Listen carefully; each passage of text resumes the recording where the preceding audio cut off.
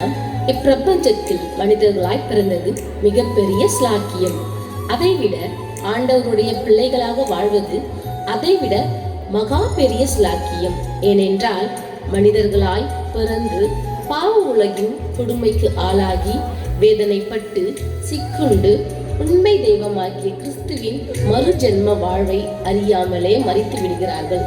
பாவத்தின் சம்பளம் மரணம், பாவத்தின் பலன் நரகம் என்று நாம் யாவரும் அறிந்த ஒன்று. இது சத்தியம். இன்றைக்கு நாம் யாவரும் மெய் தெய்வமாகிய இயேசு கிறிஸ்துவை சொந்த இரட்சகராக ஏற்றுக்கொண்டு நாம் அவருக்காக கனி கொடுக்க முயற்சிக்கிறோம், பிரயாசப்படுகிறோம். ஆம், நாம் நம்முடைய இரட்சிப்புக்காகவும் மற்றவர்களுடைய இரட்சிப்புக்காகவும் பாடுபட வேண்டும். இதை மையமாக வைத்து இதோ உங்களுக்காக இந்த நாடகம்.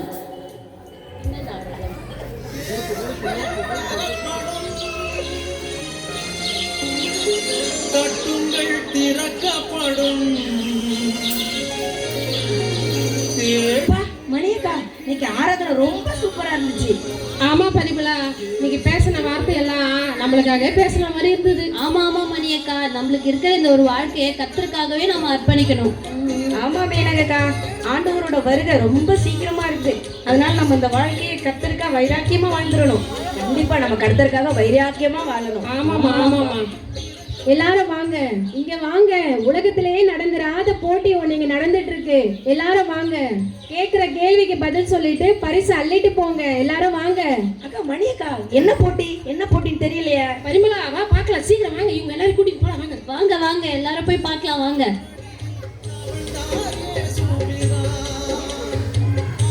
என்னம்மா போட்டி நடத்துறீங்க? போட்டியா? நான் கேள்வி கேட்பேன், அதுக்கு யார் சரியான பதில் சொல்றீங்களோ அதை நீங்க பரிசு எடுத்துட்டு போயிடலாம். அப்படியா? வாங்கக்கா, நாம போய் எல்லாரும் கலந்துக்கலாம். நமக்கு தெரியாத பதிலா? நமக்கு தான் எல்லா பதிலும் தெரியுமே. வாங்க நம்ம போய் கலந்துக்கலாம். பரிசை சொல்றேன் கேளுங்க. இங்க 5 தட்டு வச்சிருக்கேன். யார் சரியா பதில் சொல்றீங்களோ அவங்களுக்கு தான் பரிசு. முதல் தட்டுல 1 லட்சம். பரிமளா, 1 லட்சமா? 1 லட்சமா? ரெண்டாவது தட்டுல விலை மதிப்பில்லாத பரிசுத்த வேதாகமம். அக்கா கேட்டிங்களா? பைபிள் தான் இருக்கா. பைபிளா? மூணாவது தட்டுல ஆப்பிள் போன். செல்சியா கேட்டியா? போன் இருக்குதா? நான்காவது தட்டுல பிராண்டட் அழகு சாதனங்கள் இருக்கு. அஞ்சாவது தட்டுல அறுசுவை உணவு இருக்கு. சாப்பாடா? என்னென்ன வச்சிருக்காங்களோ தெரியலையே. அக்கா, பிடிச்சிடலாம் வாங்க. முதல் கேள்வி, பரிசுத்த வேதத்தில் காணப்படும் முதல் பெண்மணி யார்? யாரா இருக்கும்? எனக்கும் தெரியலையே. இதோ உங்கள் ஆப்ஷன்: ஏஞ்சல், குமுதா, ஏவாள், மல்லிகா. ரொம்ப டஃப்பா இருக்கும் போலவே. எனக்கு தெரியும், நான் சொல்லட்டுமா? ஏஞ்சலும் இல்ல. ஏவாள் ஏவாள் கரெக்டா? சரியான பதில். பாருங்களே மணியக்கா, பரிமளாக்கா ஃபர்ஸ்ட் ஆளா வின் பண்ணிட்டாங்களே. இதோ உங்கள் பரிசு. வாங்க, இங்க 5 பரிசுகள் இருக்கு. எந்த பரிசு வேணுமோ எடுத்துக்கோங்க. ஃபர்ஸ்ட் தட்டுல பணம் இருக்குது, பைபிள், காஸ்மெட்டிக்ஸ், சாப்பாடு, இதெல்லாமே இந்த காசு இருந்தால் நம்ம வாங்கிக்கலாமே. பைபிள் நம்ம வீட்டில் செல்ஃபில் நிறையவே இருக்குது. ஸோ என்ன பண்ணலாம்? சரி, காசு எடுத்துக்கலாம். சரி, நான் அந்த பணத்தை எடுத்துக்கிறேன். அக்கா, அங்கே பாருங்களேன், 1 லட்சம் காசு அவங்களுக்கு கிடைச்சிச்சு. இதோ உங்களுக்கான 2வது கேள்வி. இயேசு கிறிஸ்து எங்கே பிறந்தார்? ஆமா, எங்க பிறந்தாரு? 2000 வருஷத்துக்கு முன்னாடி. அப்ப ஹாஸ்பிட்டல் இருக்க வாய்ப்பில்லை, உங்க பாட்டி வீட்டுல பிறந்திருப்பாரோ? சரி, இரு கேட்கலாம், இருங்க. உங்களுக்கான ஆப்ஷன்: ஹோட்டல், ஹாஸ்பிட்டல், ஹவுஸ், தொழுவம். எனக்கு தெரியும், சொல்லட்டுங்களா? தொழுவத்துல பிறந்தாங்க. சரியான பதில். உங்களுக்கான பரிசை எடுத்துட்டு போங்க. போனு அது நம்மளுக்கு வேணாம், அது நிறைய குடும்பத்தை எடுத்துட்டு இருக்கு. சாப்பாடு அதுவும் நம்மளுக்கு வேணாம். அழகு சாதனம் அதுவும் வேணாம். வேதம்னு சொல்லுது, அழகு மாயன்னு சொல்லுது, அது வேண்டாம். நம்மளுக்கு தேவை பைபிள், வேதாகமம் தான் நம்மளுக்கு முக்கியம். எனக்கு வேதாகமத்தை கொடுங்க. பாரு மணியக்கா, பைபிள் எடுத்திருக்காங்க. ஏன் இப்படி பண்ணிட்டாங்க? வேற ஏதாவது எடுத்திருக்கலாம்ல. சரி பரவாயில்ல, விடு, நமக்கு லாபம். இதோ உங்களுக்கான 3வது கேள்வி. மத்தேயு, மார்க்கு, இதை தொடர்ந்து வரும் நூலின் பெயர் என்ன? ஆப்ஷன்: அப்போஸ்தலர், ஏசையா, மல்கியா, லூக்கா. எனக்கு தெரியும், லூக்கா தானே? சரியான பதில். உங்களுக்கான பரிசு எடுத்துட்டு போங்க. எதை எடுக்கலாம்? சாப்பாடு இருக்கு, செல்போன் இருக்கு, காஸ்மெட்டிக்ஸ் இருக்கு. எதை எடுக்கலாம்? காஸ்மெட்டிக்ஸ் எடுத்துக்கலாம். நம்ம இங்க இருக்கிற மேக்கப்ஸ் எல்லாம் போட்டு உலக அழகி பட்டம் வாங்கி ஆண்டவருக்கு நம்ம பெருமை சேர்க்கலாம். மேக்கப்ஸ் காஸ்மெட்டிக்ஸ் எடுத்துக்கிறேன். அழகி போட்டிக்க போறேன். ஆமாண்டி, எனக்கு என்னடி குறைச்சு? நான் எவ்வளவு அழகா இருக்கேன். உங்களுக்கான 4வது கேள்வி. கோலியாத்தை கல்லால் கொன்றது யார்? உங்களுக்கான ஆப்ஷன் முனுசாமி, கந்தசாமி, வேணு, தாவீது. ஆன்சர் எனக்கு தெரியும். நான் சொல்றேன். ஐயோ, மிஸ் ஆயிடுச்சா? நான் சொல்லலான்னு பார்த்தேன், அந்த அக்கா முந்திக்கினாங்களே. ஒருவேளை போன் எடுத்துருவாங்களோ? சோஃபி ஆன்சர் என்ன தெரியுமா? வேணும் சொல்லு. இல்ல, முனுசாமி தான். சொல்லு. ஆன்சர் எனக்கு தெரியும், தாவீது. சரியான பதில். உங்களுக்கான பரிசை எடுத்துட்டு போங்க. 5 ஆப்ஷன்ஸ் இருந்தது, 3 எடுத்துட்டாங்க. 2 தான். 1 செல்ஃபோன், இன்னொன்று சாப்பாடு. நமக்கு இப்போதைக்கு என்ன தேவை? சாப்பாடு தான். நான் எப்போ யாருக்காகவும் இந்த சாப்பாடை மட்டும் விட்டு கொடுக்கவே மாட்டேன். நான் சாப்பாடே எடுத்துக்கிறேன். அப்பாடா, நம்ம நினைச்சதை எடுக்கல. நல்ல வேளை சாப்பாடு எடுத்துட்டாங்க. லாஸ்ட் கொஸ்டின், யாருக்கும் ஆன்சர் தெரியக்கூடாது, எனக்கு மட்டும் தெரியற மாதிரி கேள்வி கேட்கணும் கடவுளே. உங்களுக்கான கடைசி கேள்வி. 12 கூடை மீதமாக எதை எடுத்தார்கள்? உங்களுக்கான ஆப்ஷன் தக்காளி, வெங்காயம், பூ, 5 அப்பம், 2 மீன். தக்காளின்னு நினைக்கிறேன். இல்ல, வெங்காயமா இருக்கும்.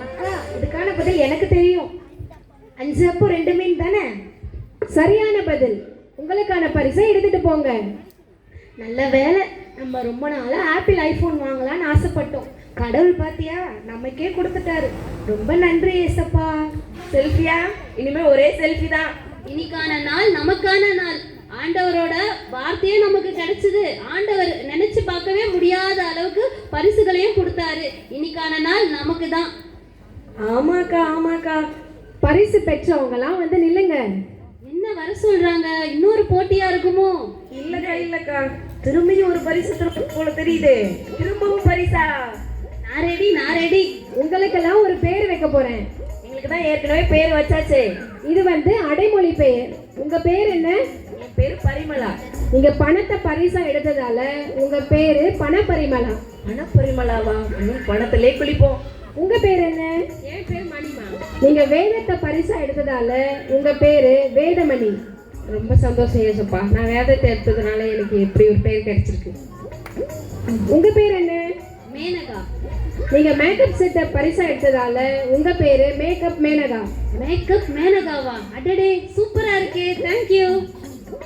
உங்க பேர் என்ன? என் பேரு சோஃபியா. நீங்க சாப்பாடை பரிசா எடுத்ததால உங்க பேரு சோறு சோஃபியா. கேட்கவே அருமையா இருக்கு ஏசப்பா. உங்க பேர் என்ன? என்னோட பேரு செல்சியா. நீங்க செல்போனை பரிசா எடுத்ததால உங்க பேரு செல்ஃபி செல்சியா. என்னது, செல்ஃபியாவா? ஒரே ஜாலி தான். நம்ம போன் வச்சு ஒரே செல்ஃபியா எடுக்க வேண்டியதுதான். எங்களுக்கு எல்லாருக்கும் நீங்க பேர் வச்சதுனால உங்களுக்கு ரொம்ப நன்றிமா. ரொம்ப நன்றிமா. சரி, வாங்க வீட்டுக்கு போகலாம்.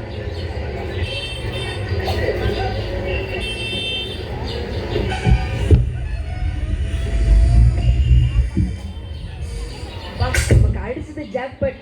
1 ரூபாயா 2 ரூபாயா 1 லட்சம் ரூபாய் கிடைச்சிருக்கு. நம்ம என்ன வேணாலும் செய்யலாம். முதல்ல நம்ம இந்த 1 லட்சம் ரூபாயில ஆலயத்துக்கு காணிக்க கொடுக்கலாம்.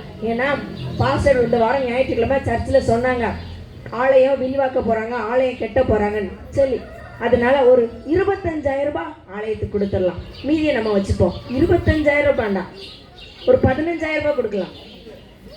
15,000 அதுவும் வேண்டாம். 10ல் 1 பங்கு தான் ஆண்டவர் நமக்குன்னு, அவங்க ஆண்டவருக்கு கொடுக்கணும்னு ஆண்டவர் சொல்லியிருக்காரு. அதனால 10,000 ரூபாய், கண்டிப்பா 10,000 ரூபாய் கடவுளுக்கு தான். 10,000 ரூபாய் கடவுளுடைய ஆலயத்துக்கு தான் கொடுக்கணும். கண்டிப்பா கொடுக்கணும். வர சர்ச்சி கட்டவா நீ கொடுக்க போற. இப்போ உன் இருதயத்தை நான் எப்படி கெடுக்கிறேன் பாரு. பணப்பரிமளா, பேர் சூப்பரா இருக்கு. உன் பேருக்கு ஏற்ற மாதிரி பணப்பரிமளா. நீ சர்ச்சி கட்ட கொடுத்தனா உனக்கு ஐயா வந்து சர்ச்சில் ஒரு 4 வாட்டி சொல்லுவாரு, அப்புறம் உன் பேரை மறந்துடுவாரு. உனக்கு ஒரு பிரோஜனமா கிடையாது. இந்த பணத்தை வச்சு நீ வட்டிக்கு விடலாம். இந்த 1 லேக் நீ கொடுத்தனா 50,000 உனக்கு வட்டி தருவாங்களாம். நீ சர்ச்சுக்கு கொடுத்தா ஐயா என்ன பண்ணுவாரு 4 வாட்டி பேர் சொல்லுவாரு, அப்புறம் சர்ச்சில் தான் மறந்துடுவாங்க எல்லாருமே. இதை நீ வட்டிக்கு எடுத்து போய் கொடுத்து நிறைய பணம் சம்பாதிக்கலாம். மாசம் மாசம் உன்னோட அக்கௌண்ட்ல நிறைய கிரெடிட் ஆகும். நல்லா யோசி, சர்ச்சு கட்ட கொடுக்க போறியா இல்ல நீ வந்து இந்த மாதிரி வட்டிக்கு விட போறியா? யோசி பரிமளா. இது கூட நல்ல ஐடியாவாக இருக்குது.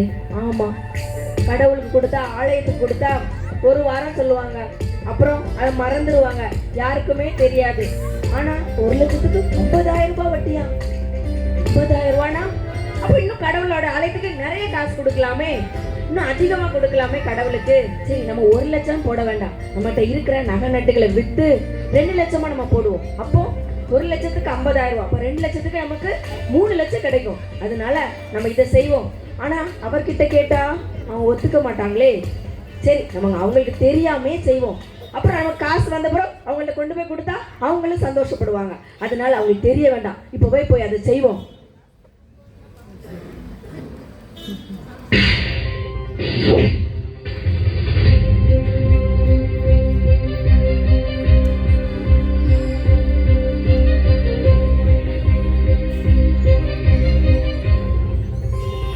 என்னது நியூஸ்ல என்ன சொல்றாங்க? நம்ம காசு முதலீடு பண்ண நிறுவனம் நம்மள மோசம் பண்ணிருச்சா? ஐயோ, ஏமாத்திட்டாங்களா? என்ன பண்றதுன்னு தெரியலையே. வீட்டுல உள்ள காசு மட்டும் இல்லாம வீட்டுல உள்ள நகை நட்டு மொத்தத்தையும் வித்து கொண்டு போய் கொடுத்தனே, மொத்தமும் மோசம் பண்ணிட்டாங்களே.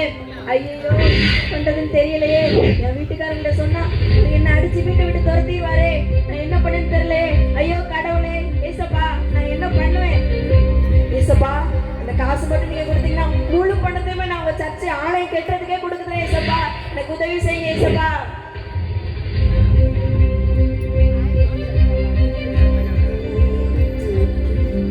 தந்தை போல ஆக்கி தோள் மீது சுமந்திடும் என் இயேசையா. ஏசப்பா, ரொம்ப நன்றி ஏசப்பா. உலகத்திலேயே விலை மதிப்பில்லாதது ஒண்ணுதான், அது வேதம் மட்டும்தான். அதை எனக்கு கொடுத்துருக்கீங்க. இதுக்கு நிகரானது ஒன்றுமே இல்லை ஏசப்பா. இதை வாசித்து வேதத்துல சொல்லுகிற வண்ணமா சத்தியத்தை அறிவிக்க சத்தி உங்களை விடுதலை ஆக்குன்னு சொல்ற மாதிரி மற்றவங்களுக்காகவும் நான் விடுதலுக்காக ஜெபிக்கவும் தேசத்துக்காக ஜெபிக்கவும் நான் ஆயத்தப்படுறேன். அது மட்டும் இல்லை, உங்க வருகைக்கு நான் ஆயத்தப்பட என்ன நானே ஆயத்தப்படுத்திக்கிறேன். வேதமணி, இவங்களை போய் நம்ம எப்படி கெடுக்கிறோம்னு பாரு. எனக்கு இந்த கிறிஸ்தவர்கிட்டே பிடிக்காத ஒரே விஷயம் இந்த ஜபம். ஜபம் பண்ணி அவங்களும் ஆயத்தப்படுறாங்களா, மற்றவங்களும் ஆயத்தப்படுத்துறாங்களா. நம்ம எப்படி போய் இப்போ கெடுக்கிறோம் பாரு. அந்த ஜபமே பண்ணாத அளவுக்கு நம்ம போய் செய்யறோம். அதுதான் நம்மளோட வேலையே. ஐயோ போக முடியலையே, ஐயோ போக முடியலையே, ஐயோ என்னால் நெருங்க முடியலையே, என் வேலை நடக்கலையே, ஐயோ என் வேலை நடக்க மாட்டேது, கண்ணை கூசுது, என்னால் பார்க்க முடியலையே, ஐயோ என்னால வேலை செய்ய முடியல, அந்த பரிசுத்த வேதத்தை என்னால நெருங்க முடியல, என்னோட வேலை இனி நடக்காது. அப்ப நம்ம கிளம்பிட வேண்டியதுதான்.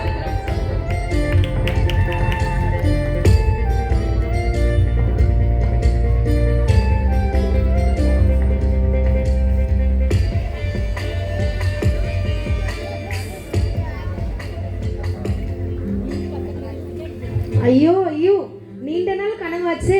கடவுளா பார்த்து நமக்கு ஆப்பிள் ஐபோனை கொடுத்துட்டாரு. கடவுளுக்கு தான் நம்ம நன்றி சொல்லணும். இதுல உங்க பாட்டை மட்டும் தான் வைப்பேன், உங்க வசனத்தை மட்டும் தான் ஸ்டேட்டஸ்ல போடுவேன். இப்படியே நான் உங்க ஊழியத்தை செய்ய போறேன்.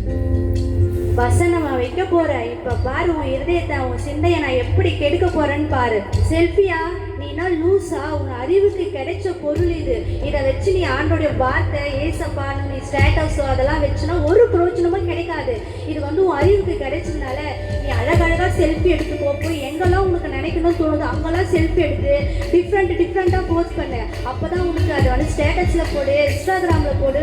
உனக்கு நிறைய லைக்கு, கமெண்ட்டு, ஷேர் எல்லாம் வரும். அதை நல்லா யோசி. நீ ஆண்டோடைய வார்த்தை வச்சுன்னா ஒரு பிரயோஜனம் கிடையாது. நல்லா யோசி செல்ஃபியா. ஆமா இல்ல, நம்மளோட அறிவுக்கு தானே கிடைச்சது.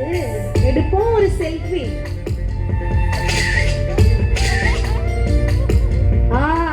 நம்ம வேலை கரெக்டா முடிஞ்சுது. நம்ம வந்தோம், அந்த இருதய சிந்தையத்தை கெடுத்துட்டோம், நம்ம வேலை முடிஞ்சிச்சு, நம்ம போக வேண்டியதுதான்.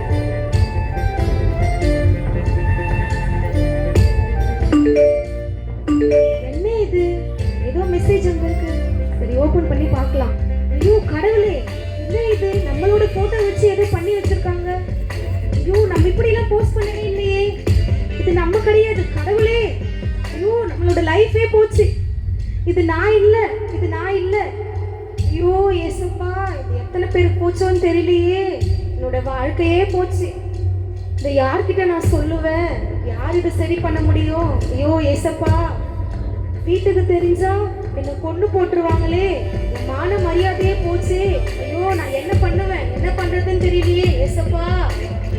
சரி சரி, நம்ம போயிட்டு வேடுமணி அக்கா கிட்ட சொல்லுவோம். அவங்க நமக்கு ஜெபம் பண்ணுவாங்க, நல்ல ஒரு ஆலோசனை கொடுப்பாங்க.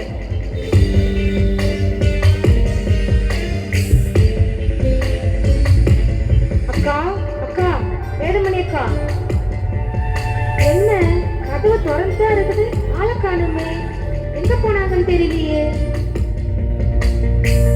ஐயோ என்ன பண்றதுன்னு வேற தெரியலையே. அக்காவை வேற ஆளை காணோம்.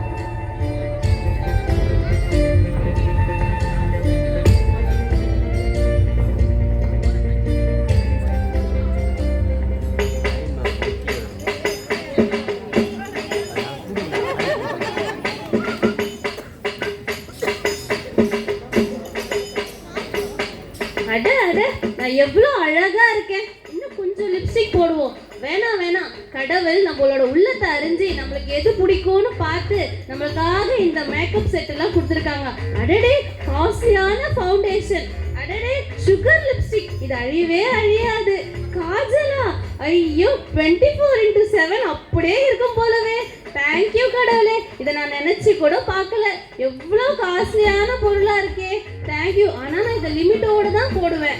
ஏன்னா கடவுளுக்கு அலங்காரம் எல்லாம் பிடிக்காது, ஆபரணங்கள் எல்லாம் பிடிக்காது. நான் வீட்டில் மட்டும் இதை போட்டுட்டு எங்கேயாச்சும் ஃபங்க்ஷனுக்கு போட்டுட்டு போவேன். சர்ச்சுக்கெல்லாம் போட்டுட்டு வர மாட்டேன், எப்பவும் போட மாட்டேன். தேங்க்யூ கடவுளே. லிமிட்டாவா நீ போட போற? இப்போ உன்னை எப்படி நான் அலங்கோலமா மாத்த போறேன்னு மட்டும் பாரு. உன் இருதயத்துல உன் சிந்தனை போயிட்டு நான் எப்படி வேலை செய்ய போறேன்னு பாரு.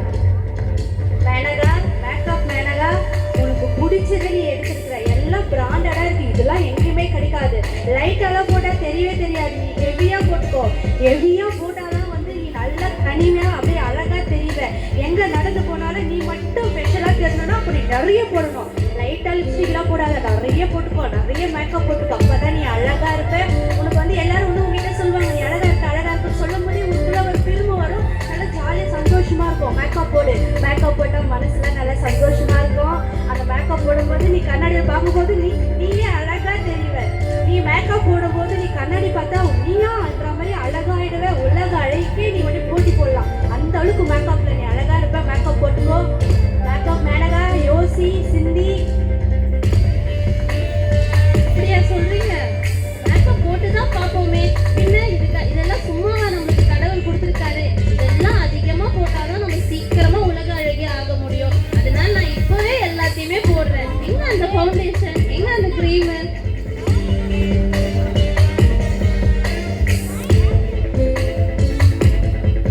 எல்லா மேக்கப்பும் போட்டாச்சு. கண்ணாடி போய் பார்ப்போம்.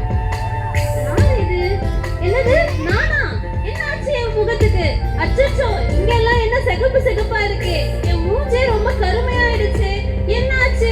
ஐயோ, நான் பார்க்கவே ரொம்ப அருவருப்பா இருப்பேன். என் உலக அழகி பட்டெல்லாம் போச்சா? என்ன ஆச்சுன்னே தெரியலையே. ஐயோ கடவுளே, ஏசப்பா, எனக்கு என்ன ஆச்சு? யாராவது சொல்லுங்களேன், எனக்கு என்ன ஆச்சு? அச்சச்சோ, முகமெல்லாம் அரிக்க ஆரம்பிச்சிருச்சு. இதோட நான் எப்படி போவேன்? என்ன பண்றதுன்னே தெரியலையே. என் சருமத்துக்கு என்ன ஆச்சு? உலக அழகின்ற கனவு பாழா போயிடுச்சு. இந்த ஒரு நாள் ஒரு நிமிஷத்திலே பாழா போயிடுச்சு. ஆண்டவா, நான் என்ன பண்ணுவேன்? இந்த முகத்தோட நான் எப்படி வெளியே தலை காட்டுவேன்? ஏசப்பா, எனக்கு ஏதாவது ஒரு வழி சொல்லுங்களேன், என்னை காப்பாத்துங்களேன். அழகு மாயைன்னு கடவுள் சொல்லியிருக்காரு. அது எனக்கு இப்பதானே புரியுது. நான் என்ன பண்ணுவேன்? என்னால முடியல. என்னோட சருமம் எல்லாம் போயிடுச்சு. ஏசப்பா, நான் வெளியில எப்படி தலை காட்டுவேன்? எனக்கு ஏதாவது ஒரு வழி சொல்லுங்க. தெரியலையே. ஐயோ, என் படமெல்லாம் போச்சு. நான் என்ன பண்ணுவேன்னு எனக்கு தெரியல. பரிமளாக்கா நில்லுங்க. யாரு யாரு நீ? ஐயோ, நான் தான் மேனகா. என்ன பாருங்க, என்ன தெரியுதா? மேக்கப் மேனகாவா? என்னாச்சு உன் முகத்துக்கு? முகமே பாழா போயிடுச்சு. அந்த காஸ்மெட்டிக்ஸ் எல்லாம் போட்டு என் முகம் இப்படி அருவருப்பா மாறிடுச்சு. ஆமா, நீங்க ஏன் அழுதுட்டே வரீங்க? உனக்கு முகம் போச்சு, எனக்கு எல்லாமே போச்சு. என் பணம் போச்சு, என் நகை போச்சு, எல்லாமே எனக்கு போச்சு. நான் என்ன பண்ணேன்? போகணும்னு நினைச்சேன், ஆனா எனக்கு எல்லாமே போயிடுச்சு. நான் அழகாகணும்னு நினைச்சு எல்லா க்ரீமும் போட என் முகமும் போச்சு. நம்ம நிலைமை இப்படி ஆயிடுச்சு. நம்ம போய் வேதமணி அக்கா கிட்ட போய் கேட்கலாம், இல்லைன்னா நம்ம அவங்க கிட்ட ஜெபம் பண்ணலாம் என்ன செய்யறதுன்ட்டு. வாங்க போலாம். வாங்க போகலாம்.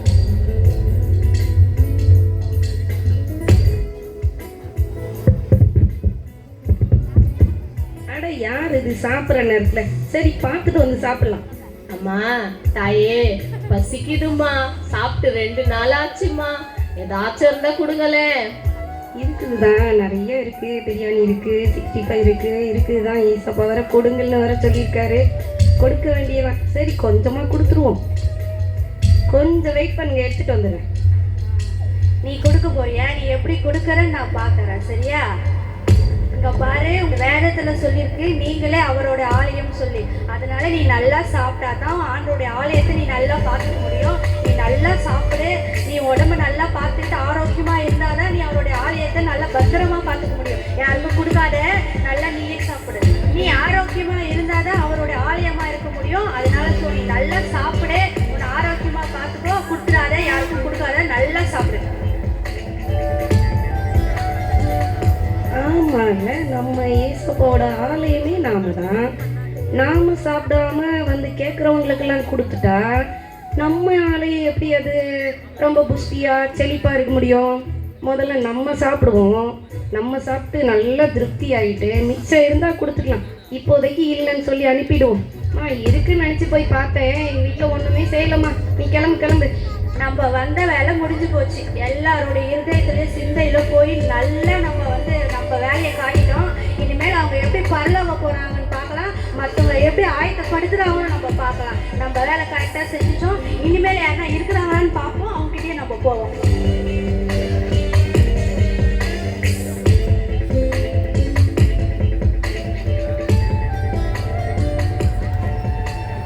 சாப்பிட்டு முடிச்சாச்சு.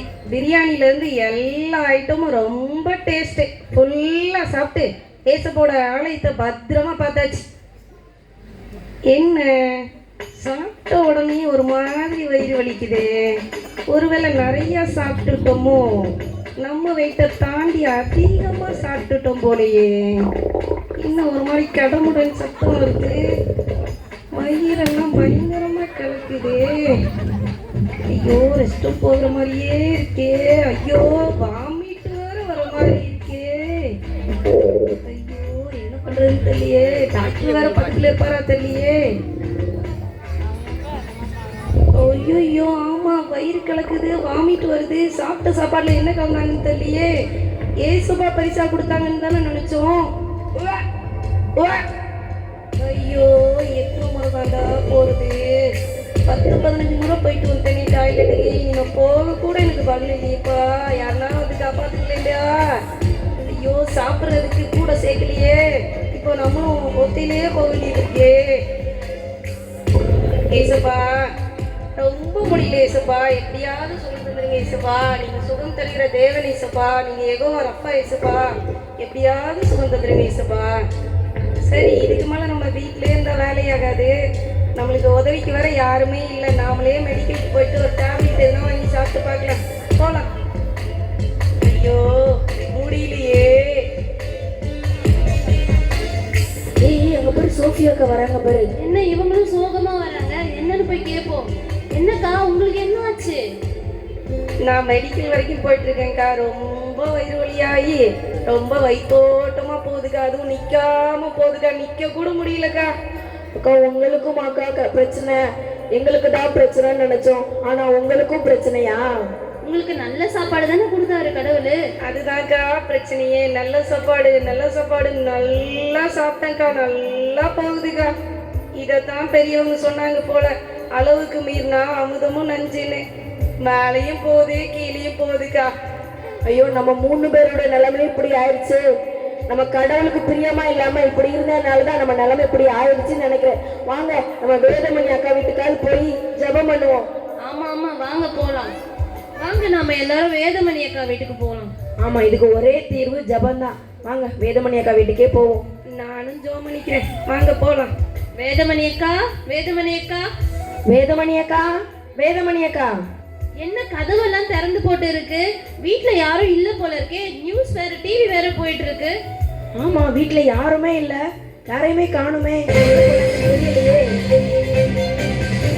என்னது இந்த நேரத்துல ஃபிளாஷ் லைட் போயிட்டு இருக்கு? என்ன கவனிக்க வாங்க.